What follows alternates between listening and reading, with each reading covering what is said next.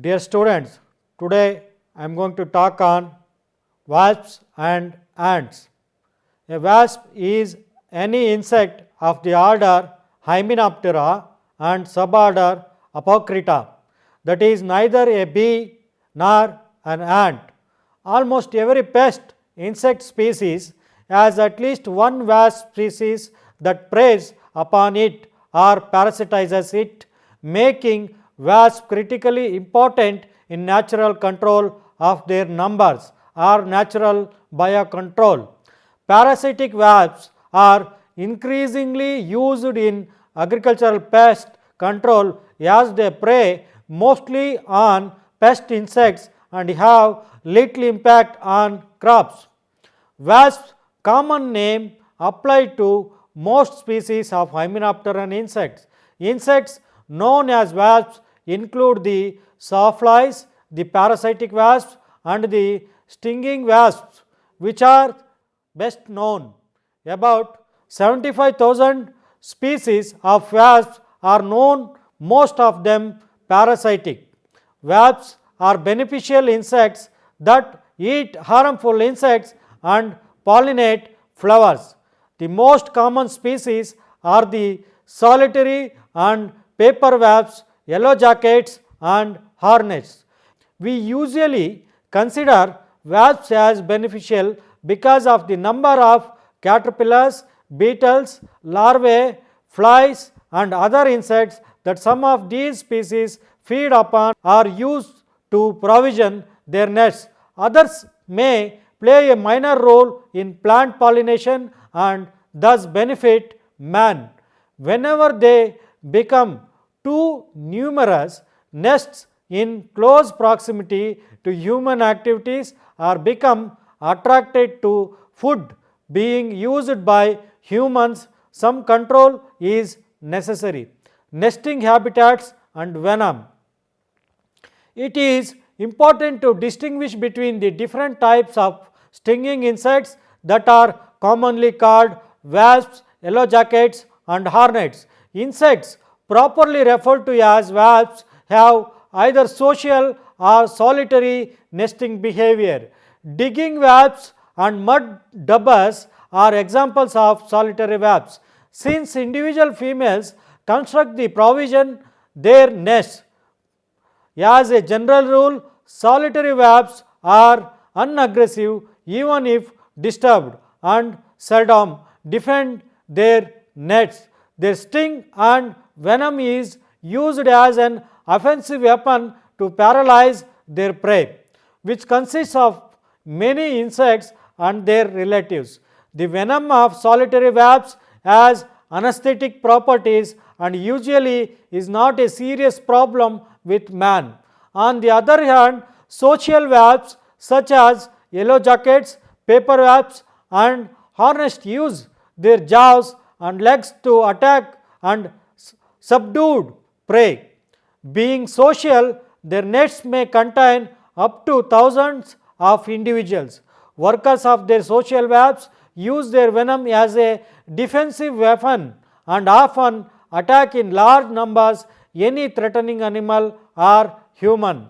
The venom is designed to produce intense pain and may cause a dangerous systemic reaction in allergic individuals. Wasp stings. Between 0.4 and 0.8% of humans are allergic to social wasps and bee venom. Nearly 80% of all serious venom related deaths occur within 1 hour of the sting. If symptoms are more serious than localized swelling, reddening and pain or mild headache and fever, a physician should be consulted. Multiple stings are especially dangerous. Some people may develop sensitivity to venom after repeated stinging episodes over a short or long period of time. Coming to the solitary wasps, cicada killers are large, 1.5 inches long, black and yellow wasps that becomes a nuisance in landscape when cicadas are present in shade trees. Males cannot sting but buzz around humans and appear dangerous because of their size and wasp appearance. Females will not sting unless forced to do so. Control is rarely necessary for this otherwise beneficial insect. The female may dig galleries in lawns, gardens, or flower beds, whereas she lays eggs and provisions the young with paralyzed cicadas. This nesting activity may damage lawns or vegetable gardens. If control is necessary, sprinkle the insecticide dust into the burrow and tramp the entrance shut with your foot. Mud dabbers are wasps that build small tube-like nets of mud material under a vase, in attics and under roofs of outbuildings. Nets are generally provisioned with spiders which the young larvae feed upon. Adults are about 1 inch long and blackish or redescent blue-black in color. They have a longer and more slender waist than most other wasps. Nests can be removed easily by hand with a knife or other object, since the attending female will not try to defend her nest. Even after using insecticides, it is generally a good idea to scrape away the nets and dispose of it to prevent dermestid beetles from feeding on the remains and later infesting other household areas. Coming to the social wasps, paper wasps are slender, narrow-waisted wasps about 1 inch long with long legs. They are reddish orange or dark brown or black in color, often with yellow body markings. They produce small colonies that build tiny umbrellas of a paper-like substances. The nests are usually located in open areas. Applying insecticides into the entrance of the yellow jacket nest at night, then plug the hole with insecticide treated cloth, cotton or other objects. Approach the site when with caution, since some individuals may be guarding the entrance even after dark. Attractant traps are available which effectively eliminate localized populations of yellow jackets over time, although their actions is slow compared to insecticide treatments.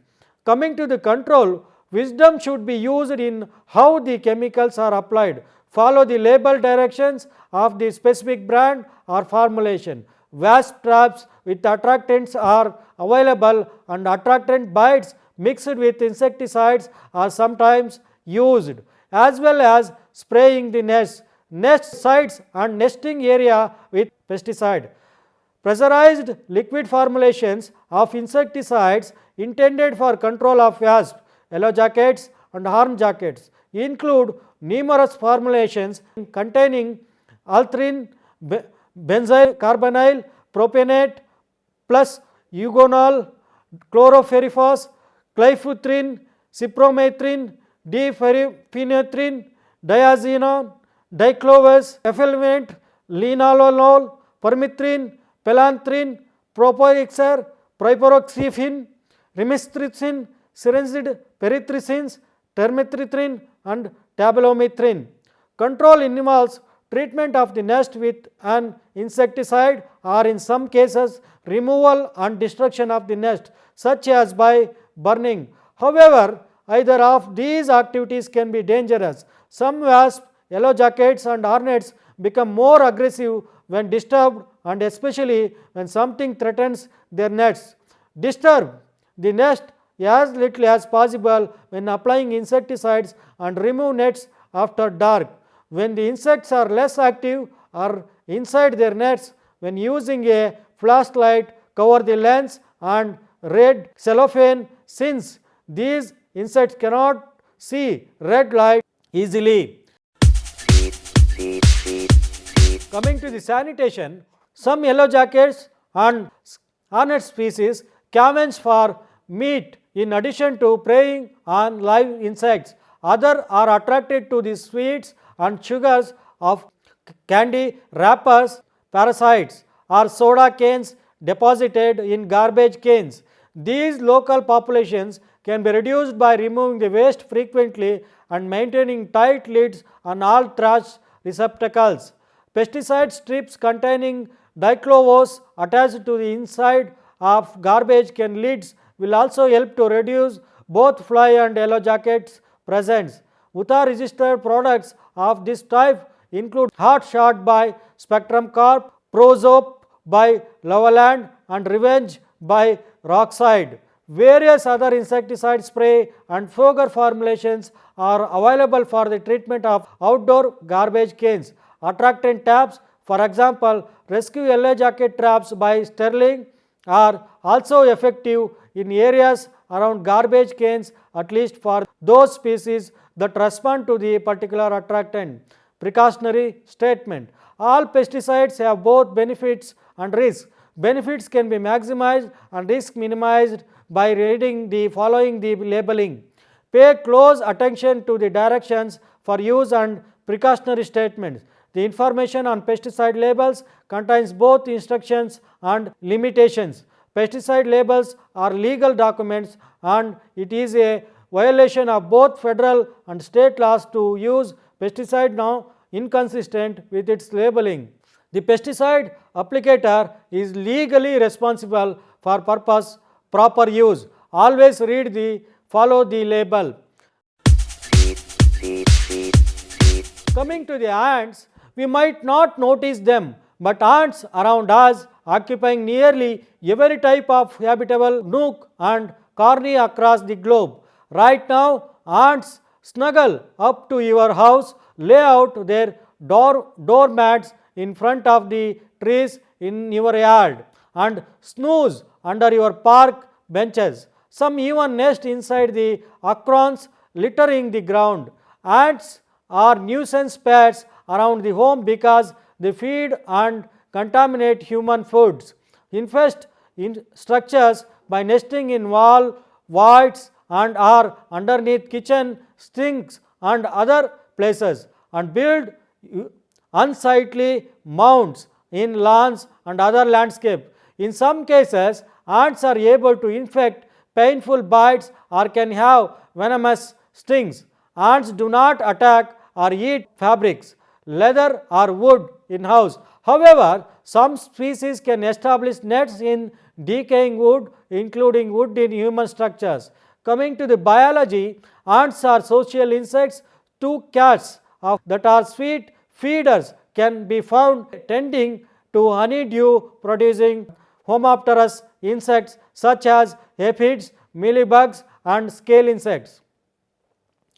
The male is usually winged and it retains its wings until death. The sole function of the male is to mate with an unfertilized female reproductive.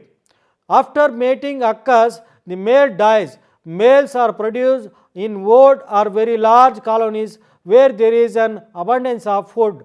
After reaching maturity, the male usually does not remain in the colony very long. Ants have an egg, larva, pupa and adult stages. Eggs are almost microscopic and hatch into soft, legless larvae. Larvae are fed by workers, usually on pedigested and regurgitated food. This process of exchanging food is called tophallaxis. Most larvae are fed liquids, although some older larvae are able to chew and digest solids. The pupa resembles the adult except that it is soft, uncolored and immobile. In many ant species, the pupa is in a cocoon spun by the larva. 6 weeks to 2 months are required for development from egg to adult in some species. Ants establish new colonies by two main methods: flights of winged reproductives and budding. The most common method is for male and female reproductives to leave the nest on mating flights, nuptial flights. The several hundred to thousand of winged reproductives that emerge from colonies for their nuptial flights have also been termed as swarmings. These ant swarms in early spring can lead to increased frantic homeowner calls to pest management professionals. The mating flights are usually triggered weather cues such as right temperature and are about 24 hours after a rainstorm. The mated queen constructs a cavity or cell and rears a brood unaided by workers. The first brood molts into small workers which then forage for food and take over the brood caring and other duties in the nest while the queen continues to lay eggs. The colony grows in size and numbers as more youngs are produced. The colony grows rapidly but slows its growth when the colony size nears maturity. Budding occurs when one or more queens leave the nest accompanied by workers who aid in establishing and caring for the new colony. Some of the most difficult ant species to control spread colonies by budding. Paroha ants, some kinds of fire ants, ghost ants and Argentine ants spread colonies by budding. Coming to the ant life cycle, like butterflies, beetles and flies, ants grow up in 4 stages: a tiny egg, a worm-like larva, a pupa and the adult stage that most of us recognizes as ants. Coming to the egg, for most species only the queen lays eggs that become workers. Most of the time eggs are creamy colored orbs smaller than the period end of this sentence. When queens fertilize the eggs, females hatch. When they don't, males hatch sometimes, like when the colony is just getting started. Queen lay eggs called trophic eggs, delicious and nutritious. Workers and developing larvae eat trophic eggs and use that energy to help the colony grow. Occasionally, workers lay eggs, but queens and other workers snip about the nest and gobble those eggs as soon as they find them. No bacon needed. Coming to the larvae, the only time an ant grows is when it's in the larval stage.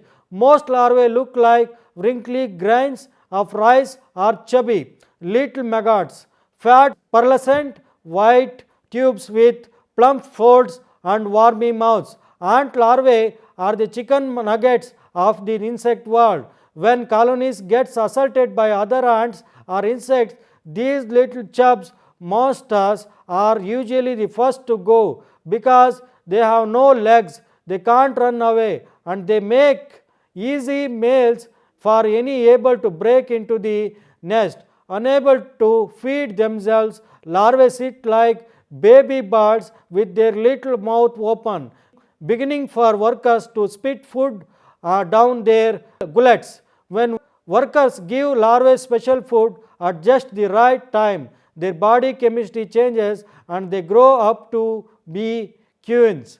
As larvae grow, their skin gets tight on their bodies like an old pair of blue jeans. They wiggle out of the tight skin, revealing a brand new bigger skin underneath. Never wasting the chance for a snack, workers scrape down these discarded larvae skins when they find them. If you look at older larvae under a microscope, you will see spares hairs jutting out of their supple flesh.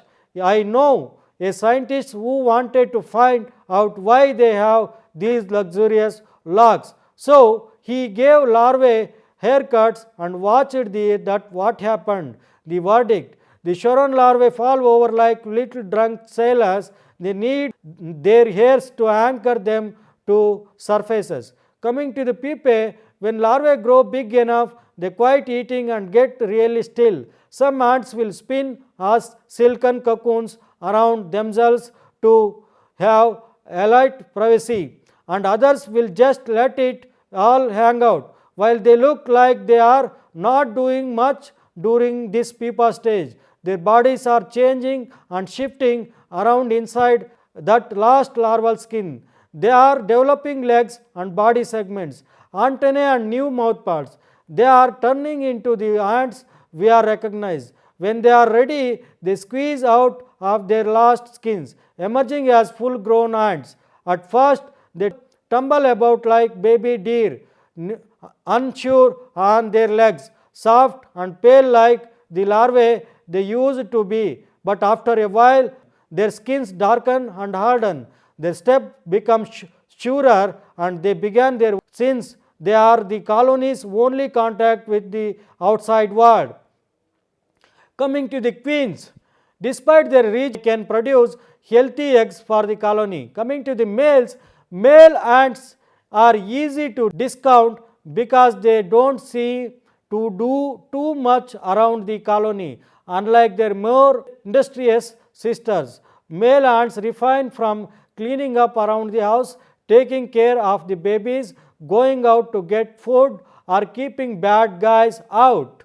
The one thing male ants do in the colony is mate with queen. To date, scientists have spent very little time studying male ants, but these mysterious and wild-looking creatures invite a closer look at the nest. When they are eating, where they sleep, why does anybody seem to care? Coming to the food preferences, most ants eat a wide variety of foods, although some have specialized tastes. Fire ants feed on honeydew, sugars, proteins, oils, seeds, plants and insects. Fronds ants feed on sugars, proteins, oils, insects. Crazy ants like sugar, proteins, insects. Carpenter ants prefer sugars and insects.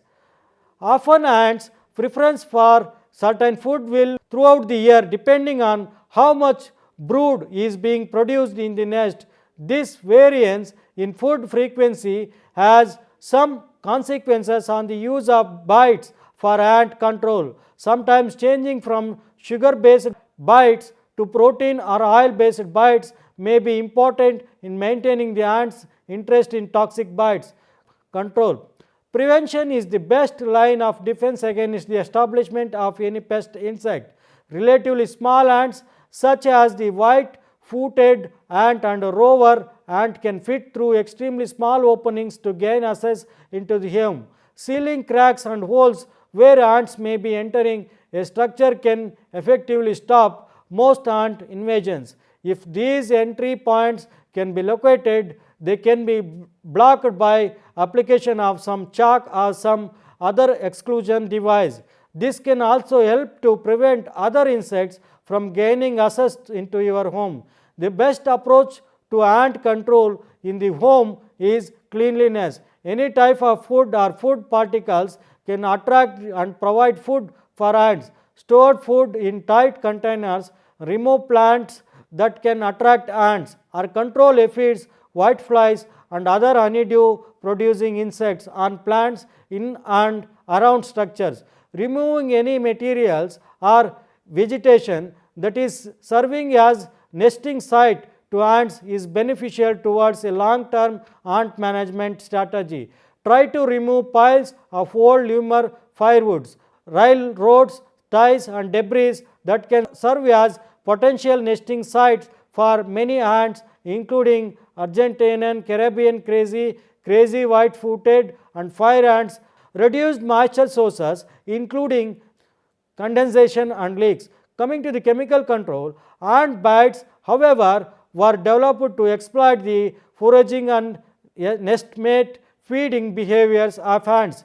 Bites are the most effective way to get toxicant into the nest. Bite treatments are effective for control of many ant species and are available in homeowner and professional product versions. Since ants rely heavily on prophylaxis, reciprocal feeding, the bite toxicant can be thoroughly distributed to the members of the colony, including the queen and food. Bites are effective because they not only kill the foraging members of the colony, but they kill the queens so no other ants are produced. Place bites next to nets whenever possible, but avoid placing bite in areas where it can be found by small children. Bite is more successful if it does not compete with other food sources in or around buildings. So, combine biting with sanitation practices. Ideal bite contains a slow-acting, non-repellent toxicant that is incorporated into a preferred food substrate. There are many types of bites on the market which can be used to control the ants.